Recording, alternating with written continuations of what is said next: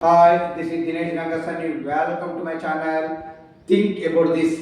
150 ఏళ్ళ చరిత్ర కలిగినటువంటి కాంగ్రెస్ పార్టీకి సంపద సృష్టించడము తెలుసు, దాన్ని ప్రజలకి పంచడం కూడా ఎలానో తెలుసని 4 మాటలు బట్టి మరి ఏదైతే మన బట్టి గారు మాట్లాడారో ఒకప్పుడు ఎలక్షన్ల సందర్భంగా, ఇప్పుడు నేను బట్టి గారిని ఒకటి అడగదలుచుకున్నాను. ఇప్పటి వరకు కాంగ్రెస్ ప్రభుత్వము తెలంగాణలో ఈ 2 సంవత్సరాల పైచిలకు ఏదైతే ప్రభుత్వ వ్యయంలో ఎంత మేరకు అప్పులు చేసింది, మీరు చేసినటువంటి అప్పులకి లెక్కలు ఎక్కడున్నాయి, మీరు చేసినటువంటి అభివృద్ధి ఏంటిది, మీరు ఇచ్చినటువంటి గ్యారంటీల అమలు ఎక్కడ ఉందనేది నేను ఒకసారి అడగదలుచుకున్నాను. ప్రజలకి పన్నుల మీద పన్నులు వేస్తూ బాగుతున్నారు తప్పించి మీరు చేసిన డెవలప్మెంట్ ఏమీ లేదు.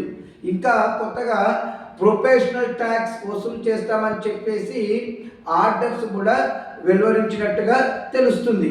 అరే బాబు, వృత్తి పన్ను కూడా వసూలు చేసి ఇక సామాన్య మధ్యతరగతి ప్రజానికాన్ని దోచుకోవడానికి సిద్ధమైనటువంటి మీ కాంగ్రెస్ పార్టీకి వచ్చే ఎలక్షన్లో ప్రజలు తగిన బుద్ధి చెప్తారనేది మాత్రం చాలా వాస్తవం.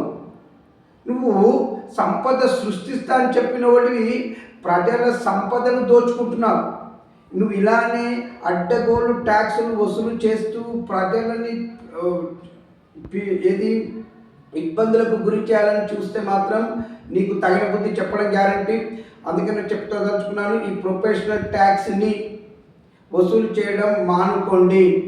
అంతలా కావాలనుకుంటే కొన్ని లక్షల జీతాలకు వచ్చి వాళ్ళ దగ్గర వసూలు చేసుకోండి.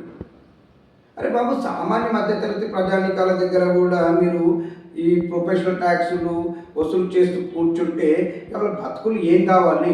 మళ్ళీ అన్ని ధరలు పెరగడం తప్పించి ఇంకోటి ఏం లేదు. ఇప్పటికైనా ఈ ప్రొఫెషనల్ ట్యాక్స్ నిర్ణయాన్ని వెనక్కి తీసుకోవాలని నేను గవర్నమెంట్ విజ్ఞప్తి చేస్తున్నాను.